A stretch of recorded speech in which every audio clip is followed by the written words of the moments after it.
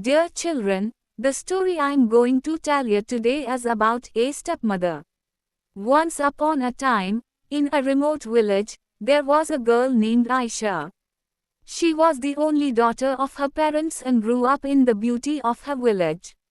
The village environment was very natural, birds were chirping everywhere, and it was a village completely free from the pollution of the city. The villagers were very loving, and everyone loved Aisha like their own daughter. She was happy in the beauty of her village and thought her life was very good. But there was a big sorrow in Aisha's life. When she turned 12, her mother passed away. Her father remarried due to his difficulties, as he couldn't raise a child alone. Aisha's stepmother was initially good to her, but over time, she started to get jealous of Aisha's beauty. She began to oppress Aisha to bring her down. She forced Aisha to do hard work and didn't even give her anything to eat. Aisha was very distressed and had no hope for her life. She was fed up with her stepmother's oppression and couldn't find a way to save herself. One day, Aisha's stepmother sold her alone in the forest. Aisha was captured by a terrifying genie in the forest. He took her to his cave and imprisoned her. Aisha was very distressed and had no hope for her life. But by the grace of Allah, a boy who was very kind-hearted and whose name was Gulfam, came to the forest.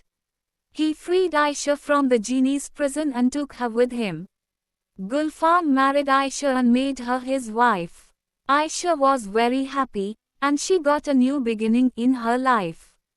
Gulfam was a very loving husband, and Aisha found a lot of peace in her life.